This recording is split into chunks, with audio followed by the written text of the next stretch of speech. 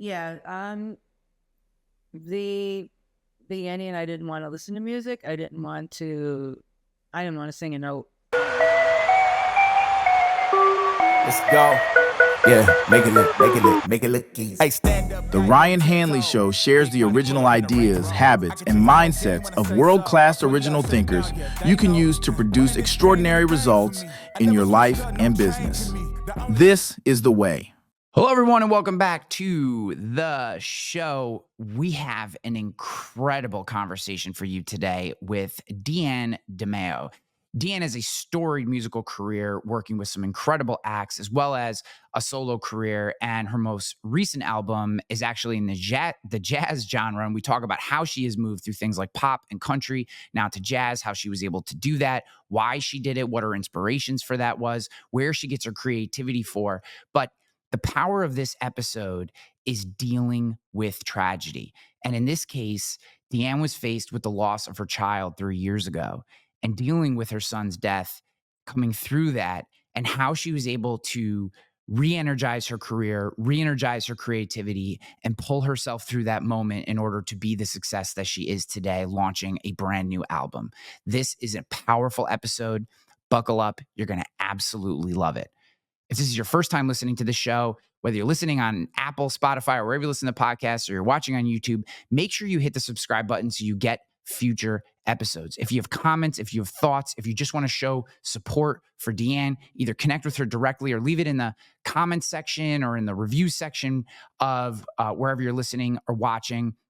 That way we can pull DeeAnn in and connect her with you if you want to do so. DeeAnn is a wonderful person. It was such a pleasure having her on the show. I know you're going to love this conversation. And as always, I appreciate the hell out of you for listening. I love you for listening. Let's get on to DeeAnn Dimeo. DeeAnn, so excited to have you on the show. When I was researching you, one of the first things that I saw that I found intriguing in a place of connection that we have is that you're from Buffalo. Yes, I am. Well, not Yes. Falls, actually. Yeah. So my entire family, except for me, I have like 30 Irish Catholic cousins and now all kinds of, second cousins or whatever you call their kids, just this huge Irish Catholic family in South Buffalo. They all live in South Buffalo. So I've been to Buffalo 10 million times. We're Bills fans and Sabres fans, and Western New York plays a huge role in my life. And I thought that was a really interesting connection point. Yes, definitely Buffalo Bills. I think we are the only team that 4 consecutive years in a row. Yes. Yeah, 4 consecutive years for 100%. Unfortunately, we never came away with the trophy. But it's funny, people I find who grew up in Buffalo or Western New York in general and were, they didn't have to be huge fans, but followed the team at that time. There's like this odd camaraderie that you just have to have if you experienced those moments, whether you're like someone who was yelling at the TV or just, there and aware. There's always this shared connection point, having suffered or just how much the city suffered during that time, Yeah, it's so interesting. Yeah.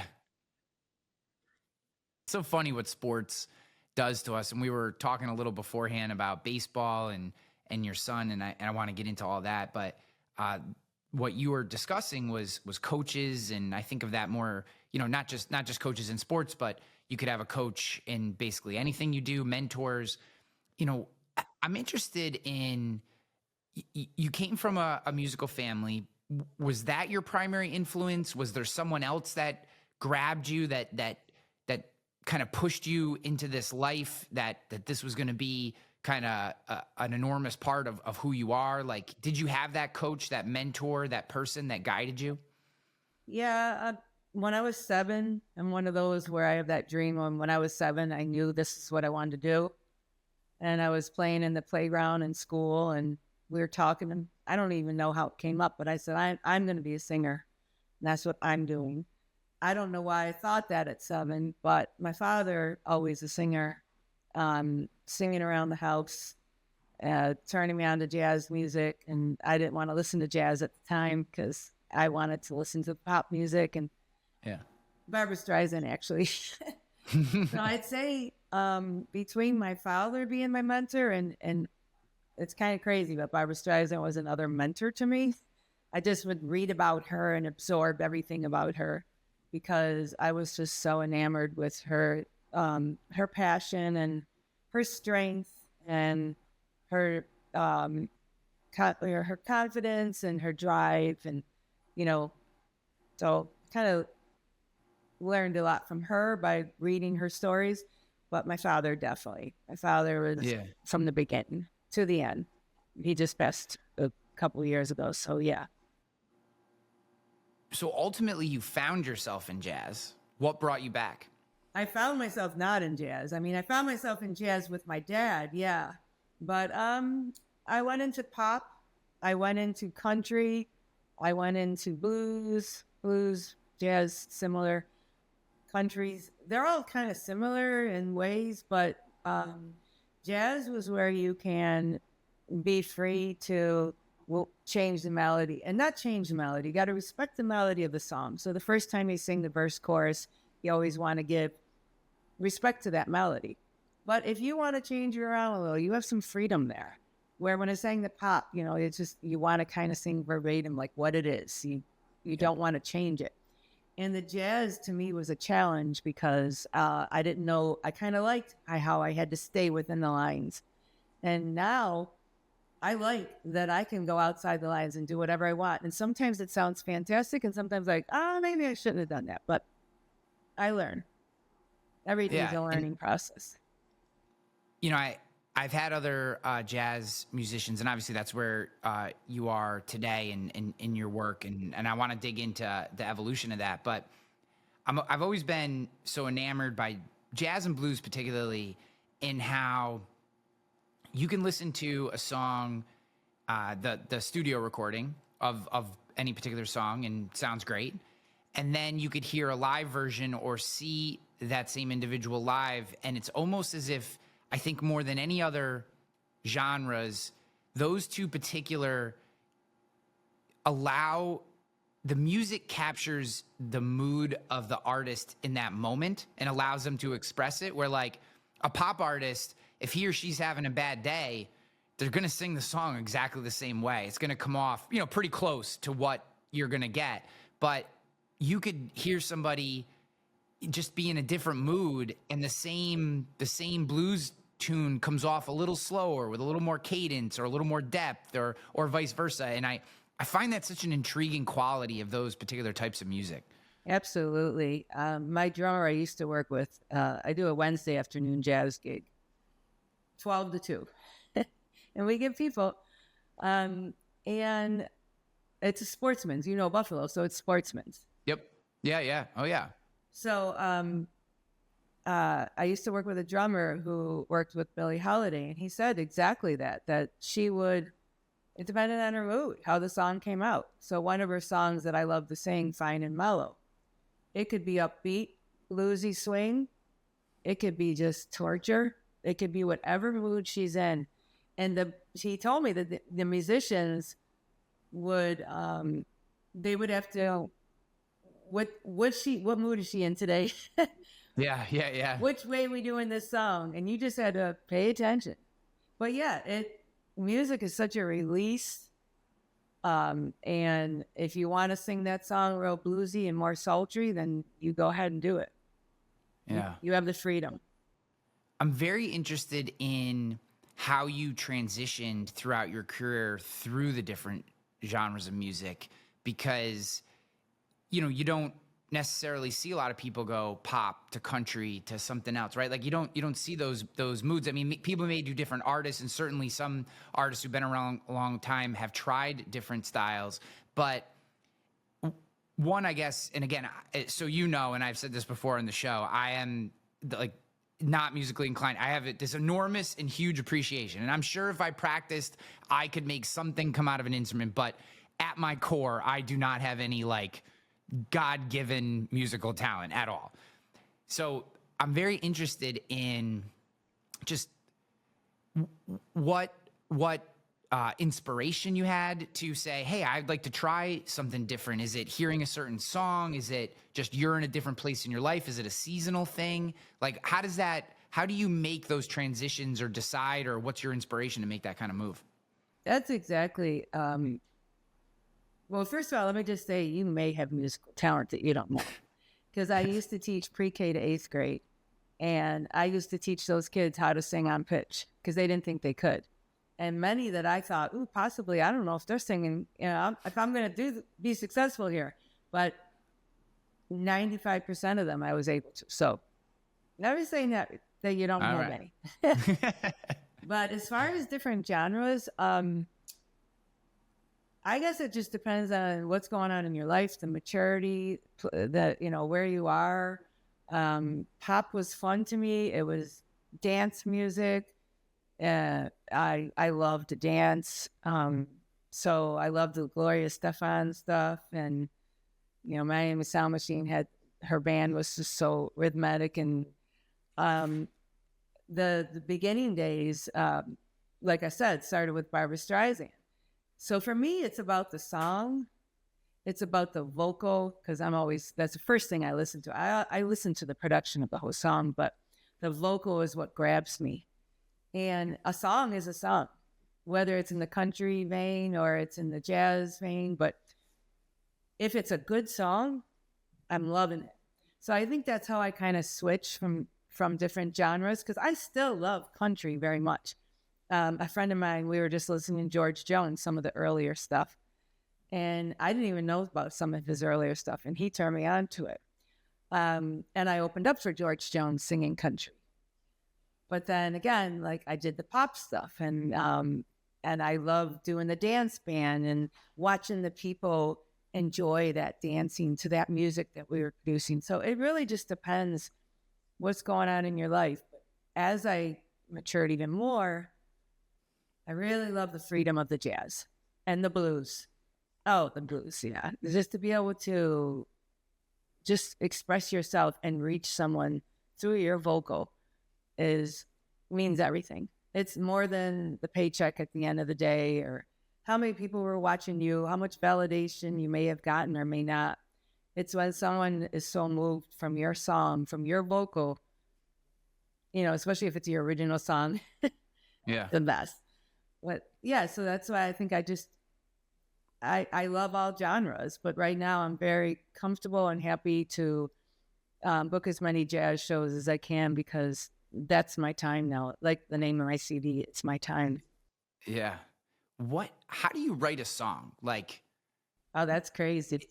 Yeah. I've never written a song. Like, where does the is it like the Jerry Seinfeld method where you sit down every day and you're putting notes down, or is it you're getting inspiration and things are coming to you, or are you constantly collecting ideas? Like, how does that work for you?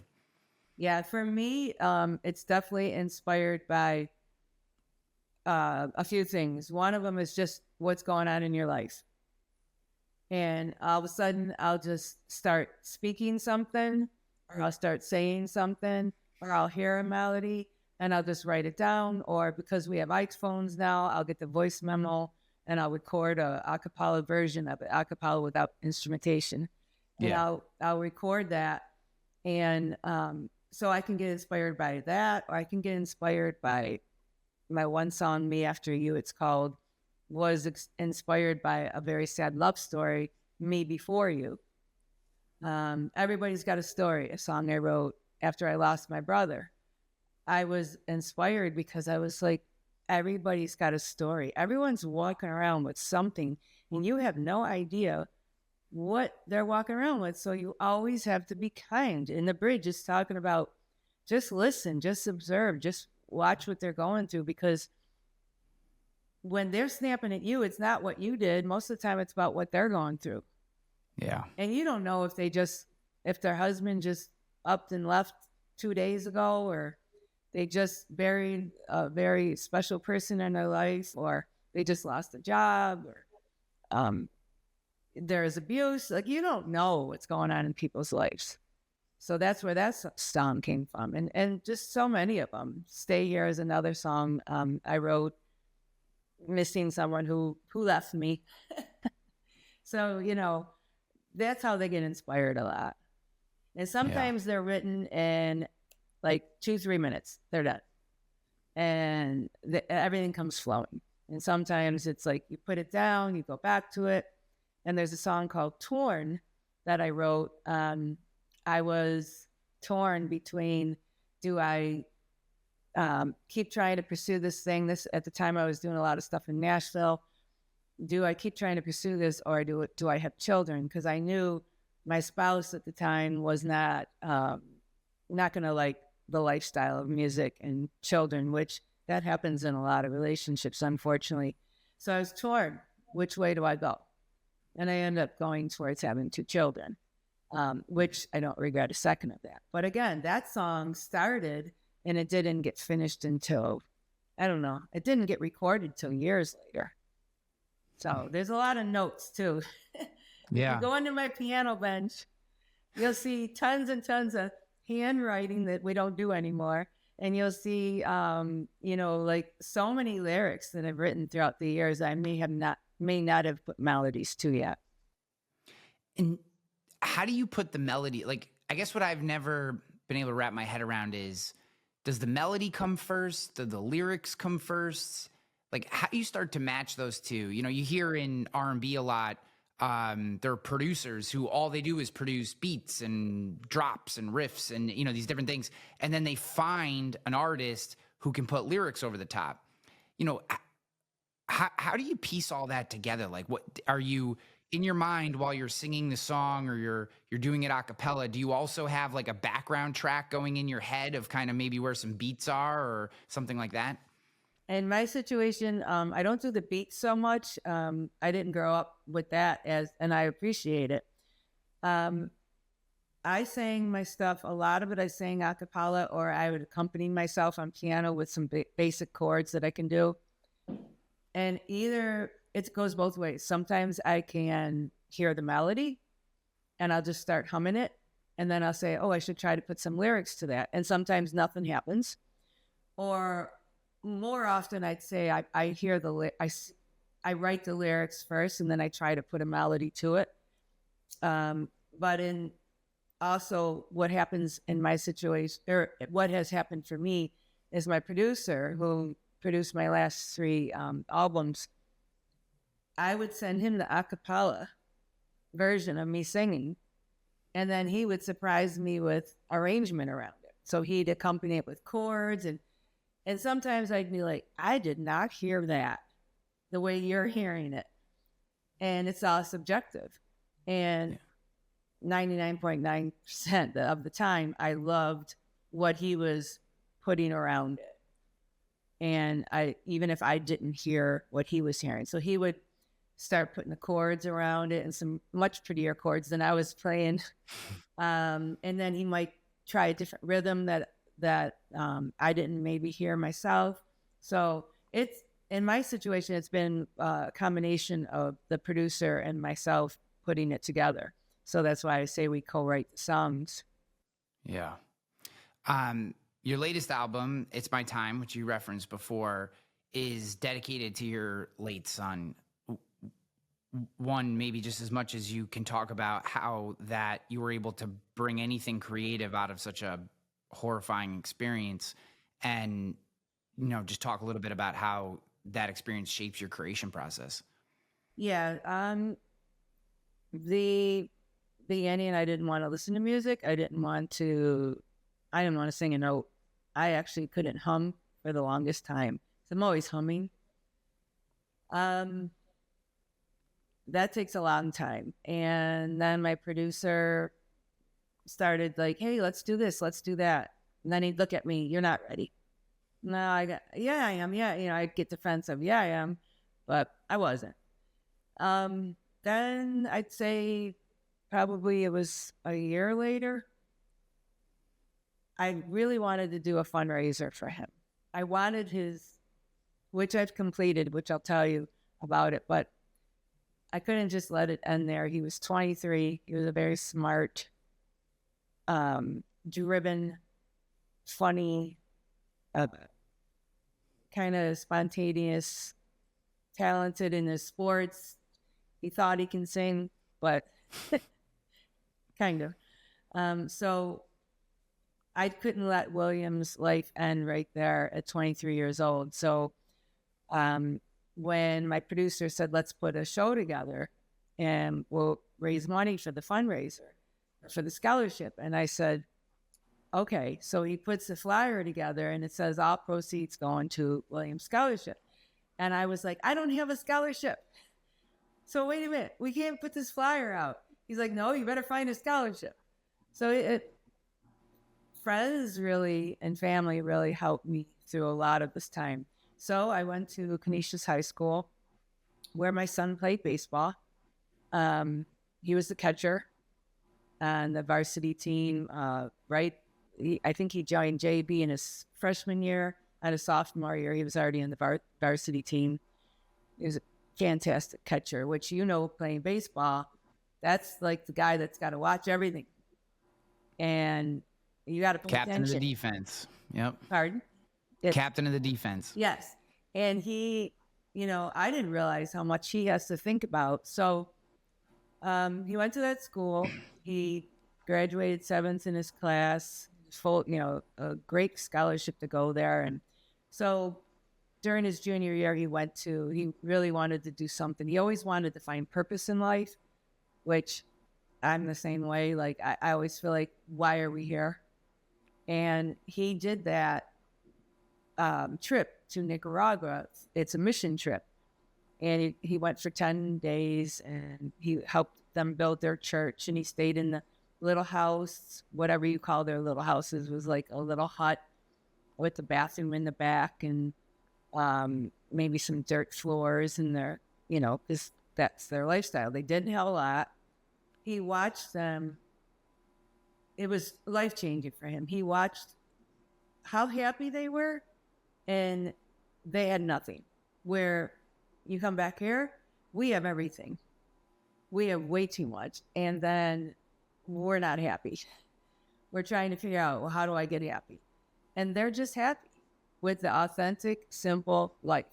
There's so much love. The families are together. So he just saw so much. It was life-changing for him. So that came to my mind. So I went to Canisius and Andy DL. I said, listen, I'm a mourning mother and I need to do something for my son. He helped me set it up. So it's been going for, I started it. It's been 3 years since I lost my son. So it's, I started it 2 years ago. And you needed to raise $50,000 to get it endowed. So within a year, I raised it. And I was just driven. And I sent 2 boys on the trip so far. My first boy, James, we just did an interview with him, our local news station. And it was fantastic. Pete Gallivan from Channel 2, he's like, you know him from being from Buffalo. He's on the morning show. And he interviewed James, myself, Andy, and James just said, I'm so grateful. It's been life-changing. I want to start a nonprofit organization now. I want to help other people. I have a purpose. I know there's something in life that I'm supposed to do, and I'm finding this purpose, and going on this trip helped me. So Williams Scholarship will continue to help each individual every year. It's an all-boys school, and their junior year is when they do their mission trips. And that's what kept me singing. So that was the answer to your question. Wow. Is obviously I'm supposed to do this. And I'm supposed to keep this story alive to help others, because I know there are many other people hurting just as bad or definitely worse. So if I can help these young men get a change in their life, I'm happy. And then I'm doing my purpose.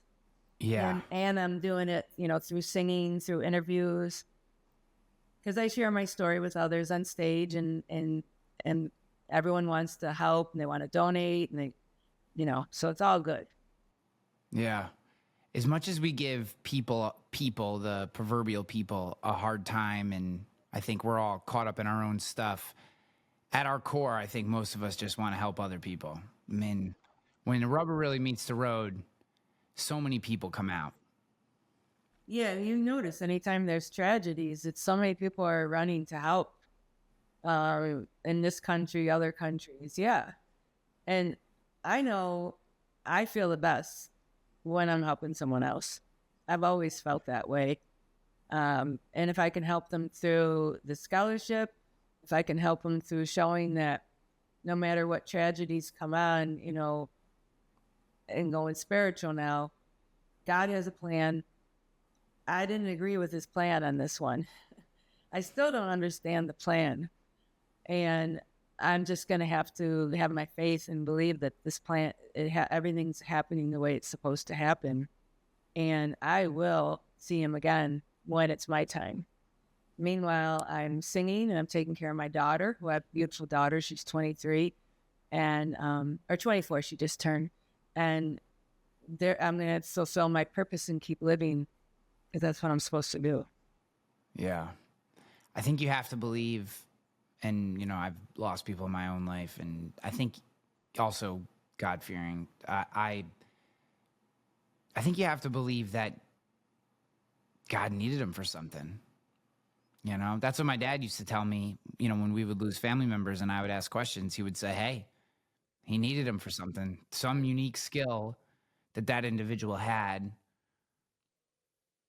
for whatever reason. And it's terrible, but I think, how else do you explain it, Yeah, you can't really, you just, you got to have faith. Yeah. I don't know how I would do this without my faith. I know that much. Yeah. I would be very lost. Yeah. I really cannot wrap my head around this idea of there's a new atheism is something that you hear a lot. I've listened to the people. They're very intelligent. I'm very interested in what they have to say. I still, despite all the arguments that I've heard, cannot wrap my head around the idea of believing that there isn't something bigger than, there's too many experiences, too many feelings, too many moments in my own life, let alone all the books I've read and, all the people you talk to believe that there isn't something bigger going on that we just can't see. And I don't know how you live. What becomes morality alone cannot be your compass, in my opinion. There has to be more than that. And I also don't think that without a mooring to God, it's too easy to excuse away moments where morality doesn't fit. And that's the part that I struggle with that concept. And I feel like that concept falls apart. Yeah, it kind of scares me where they're at and all that atheism stuff. There's no hope. And why would you worry about doing anything wrong if you're not going to be punished for it, or if you're not, you don't have any morals, because why? There's nothing after here. So just do whatever you want to do whenever you want to do it. And that's a scary thought. Yeah. Life has changed a lot since I came on this earth. And I pray that we all find a way. And there's no set, I'm not you have to be this kind of religion or that kind of religion. Same. Religion is, it's really human beings trying to come together and put, a community together, which a lot of us need that community to get, to share with each other. But still, at the end of the day, your spiritual needs and fulfillment come in through here, through your soul. Yeah. And in my opinion, without religion, I feel like too much of our lives, we're taught, first we're never actually taught, but we're then rewarded as we grow older. All our rewards are externalities. It's all about external. When you grow up in a church, and that church can take many different forms, you start to learn about the importance of taking care of yourself and about what it means to actually love yourself, be comfortable with yourself, find meaning that's unique and specific to you as an individual. And instead of constantly searching for some form of justification or external validation for the things that you do. And that feels to me like the big disconnect between much of what we're seeing in our society today that to me is bananas. And the individuals that I know grew up with faith. It's almost like they just see two completely different realities. Absolutely. Their perspective is so different than not having something to believe in. I was listening to one of your podcasts. I don't remember his name, but he was talking about how we're so busy and we want noise around us because we don't want the quiet. Because if we have the quiet, then we have to face what's going on in our head. And if we face what's going on in our mind, then there's that inner child that needs to resolve things. And if we don't resolve those things, we're going to continue to use that behavior with the next relationship, with the next friend, with the job, with anything we do, because we're still trying to resolve something that happened when we were 3. Yeah. And there's so much noise now that nobody likes to listen and sit in quiet. And I'm not saying you got to be quiet as far as meditation and cross your legs and raise your hands, and hum. Quiet, even if you're in the streets in New York City and there's noise all around, you got to get the quiet in your own core. And I think that a lot of people are afraid to do that. And I think many people go through life never doing it, never finding that authentic self, never loving that self, because there's always rush to the next thing, the next movement, the next sound.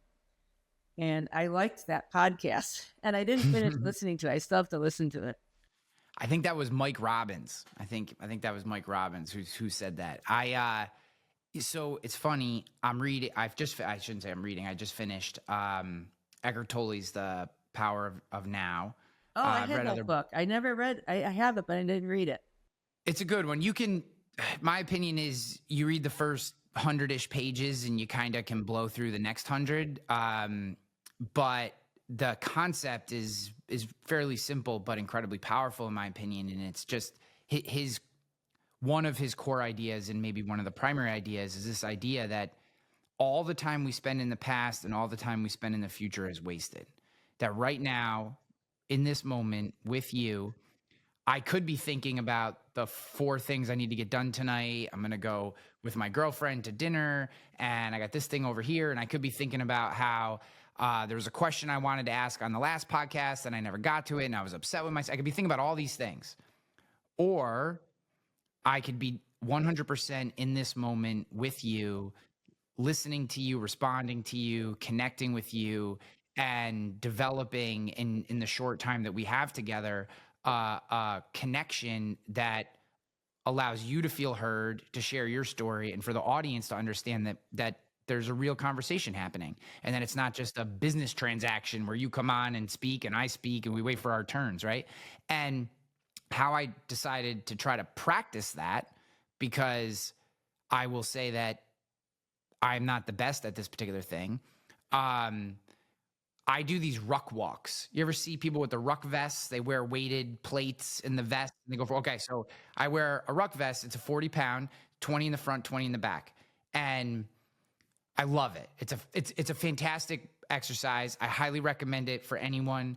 It strengthens all the small muscles that you kind of bypass when you walk without weight. So as an exercise, I love it. But what I used to do is I'd put a podcast on. So now I'm listening to someone else's ideas are in my brain. I'm not really in myself. I'm kind of listening to them while I go for this walk, and I'm walking through, and I live in kind of a wooded area. So it's kind of beautiful kind of place that I live in. And one day I just took the AirPods out and I left them at home, and I went for the walk without my phone and without my AirPods. And I go for about 45 minutes, and I came back and it was a completely different sensation. I don't want to say better or worse necessarily, because I do enjoy also listening to podcasts when I go on my walks. But I said, I'm going to start working this in once or twice, because the stuff that starts to pop in your brain is kind of crazy. Like when you give yourself space, like without music and without someone other voice, these thoughts and ideas and whatever start popping in your brain. I was like, ooh, I wouldn't have expected to think about that right now. Or I didn't know that was in the back of my mind somewhere. And it was just a really interesting experience in trying to be present for a 45-minute walk. That's funny you saying that, because around my block, I have a wooded area, and they built a path there, and it's probably a couple of miles. And I used to go with the podcast or music constantly. And then one day I took them off. Same story. And I said, and not that it's worse or better, right? Like you said, but it made me stay in the moment. It made me look for the deer and check out the cardinals that were flying by, and the rabbits that were jumping over, and, the butterflies, and then listening to the woodpecker, and I'm like, this is so much where I want to be when I'm in the woods like that. I just want to listen I want to listen to what's going on right now. I'll share another quick experience with you that's similar. I live in Albany, and Lake George is about an hour and a half north. Lake George is this gorgeous lake. I've been there. Beautiful. Yep. It 100 years ago, it was like the spot for New York City elites to come up, and they'd camp and do all this kind of stuff. So it's like got this kind of old world but beautiful. It's a really cool place. And we rented a cabin as like a week vacation, even though it was close, whatever. And a bunch of my, she's now my ex-wife, but a bunch of her family member came, and it was a great experience. And there was a moment where at night, when you look up there, you see 10 bazillion stars, because you're far enough away from any light pollution. And other people in the country live in these areas too. But for me in Albany, I can only see a few stars. Like it's not this starry sky. And you look up and you're like, oh my God, look, like it's insane on a cloudless night, what you can see. And I had this moment where I thought to myself, like, imagine, 100 years ago, 200 years ago, 300 years ago, you didn't have AirPods you could bring with you. Radio didn't exist. Well, I got 100 years ago, you guys, 300 years ago. Radio doesn't exist, right?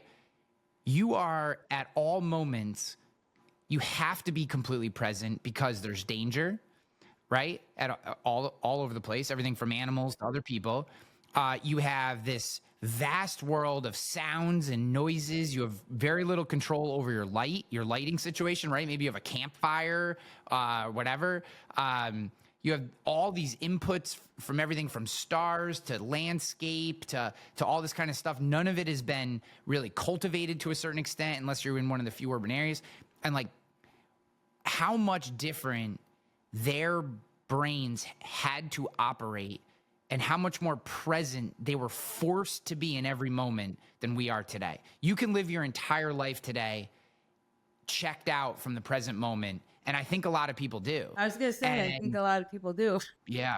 Yeah. It was like, I don't know. I mean, I don't know why that came to my head, but just through our conversation, I was like, I had this moment where I was like, oh my God, like these people had to be just everything that's going on from the campfire dies, the wolves come in, right? Like, so you're waking up in the middle of the night to throw wood on the fire. I mean, they had to be present in every moment of every day. And you think of the determination and the creativity and all the things that they had to do to survive.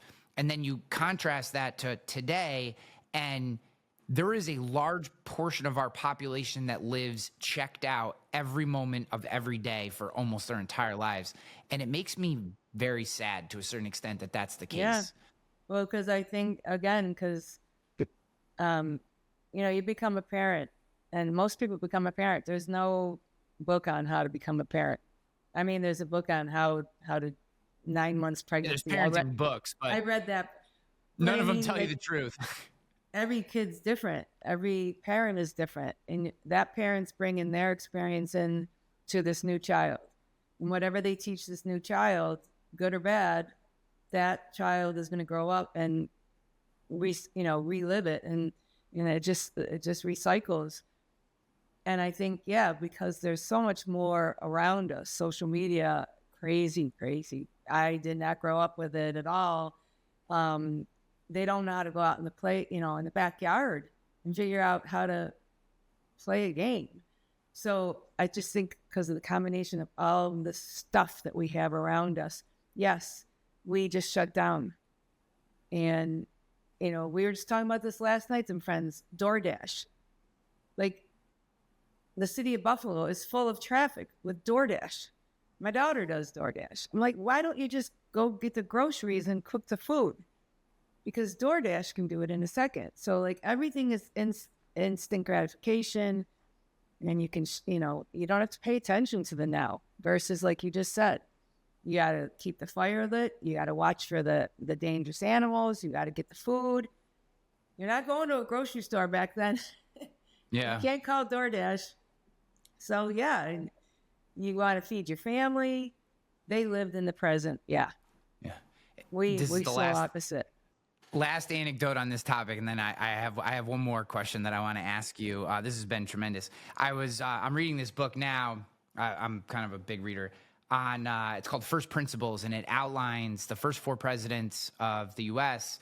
and not necessarily. It doesn't talk necessarily about them specifically, although it does. It's more about what was influencing them to become the people they were. So it's a really good book. I highly recommend it. I think the author's last name is Ricks. I forget his first name, but it's First Principles, the name of the book. But in there, to your point, they have this anecdote where one of the early like performance reports for George Washington when he was still fighting with the British before the Revolutionary War was that he had the capacity to continue with adequate performance during long periods of hunger. Oh, So like you think about that, like these guys are traveling, you know, to deliver a message to the French in some outpost, and they got to travel for a month to get there.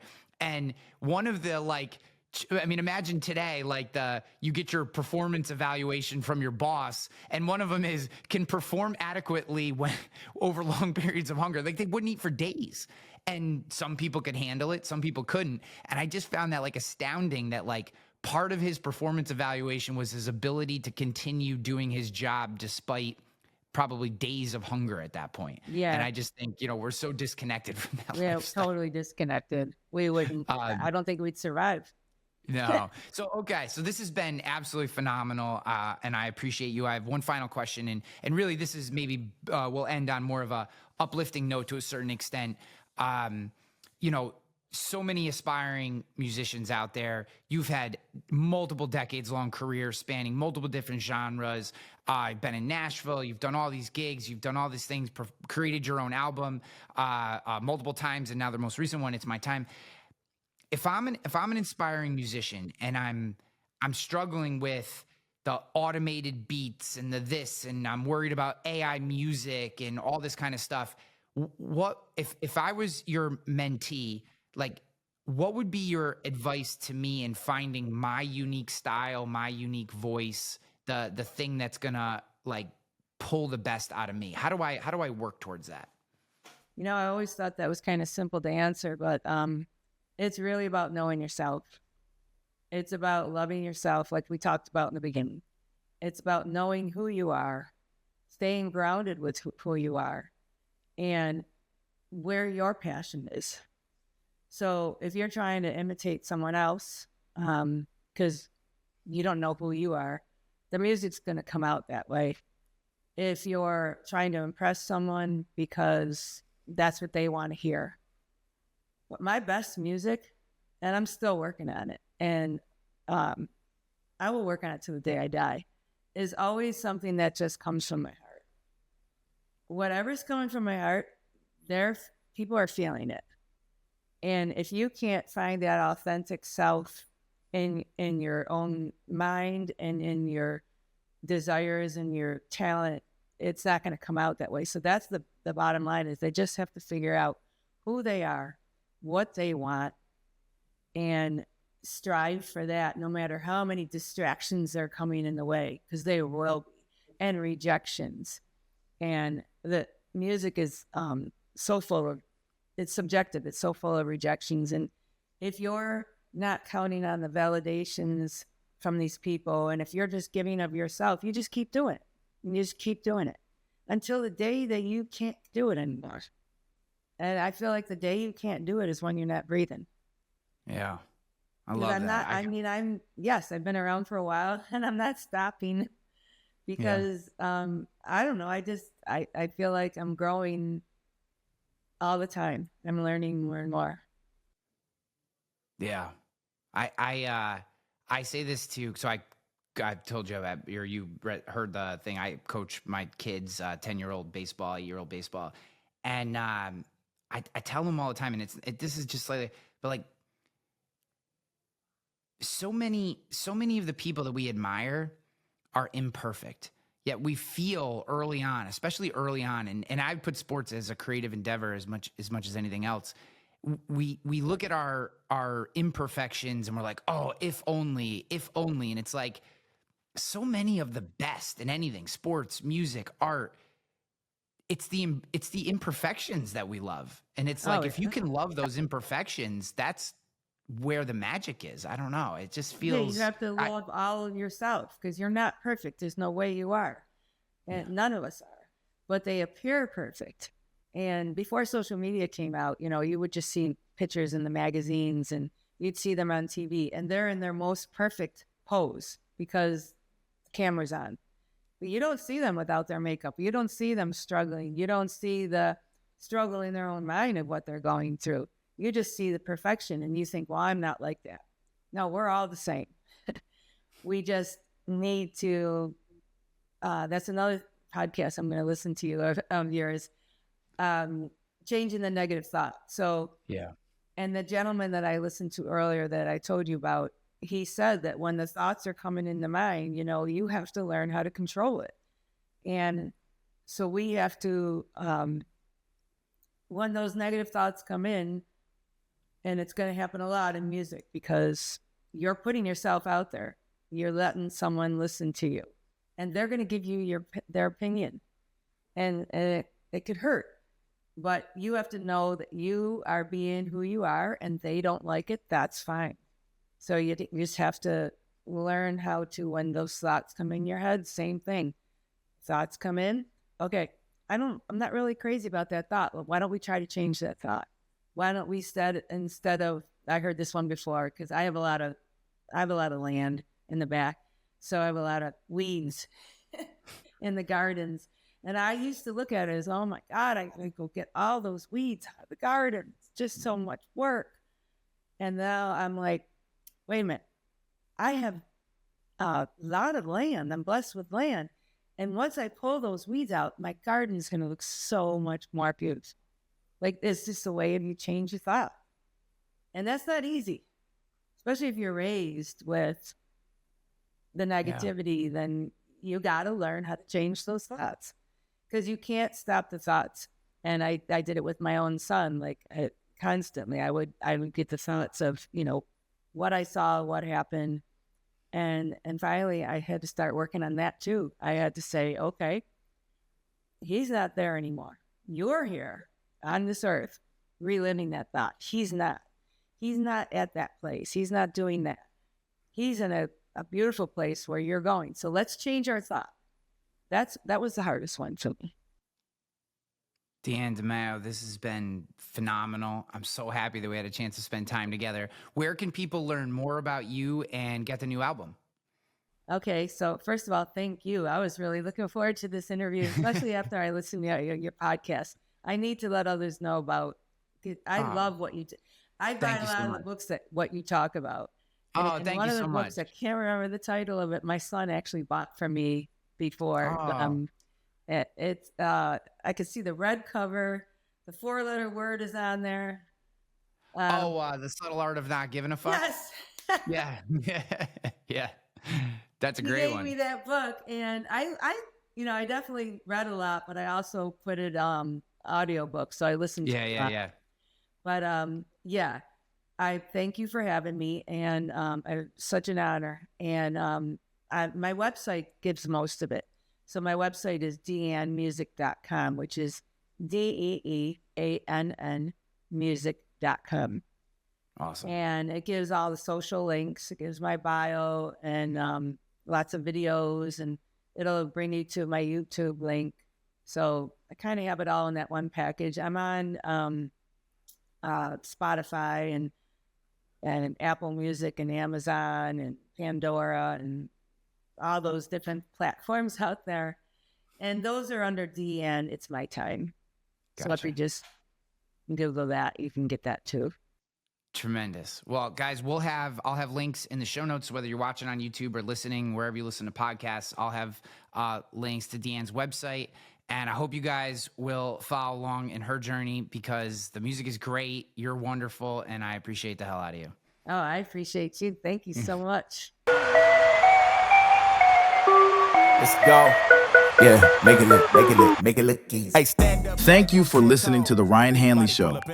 Be sure to subscribe and leave us a comment or review wherever you listen to podcasts. Came in the game for me. I never switched up, no change in me. The only thing changing is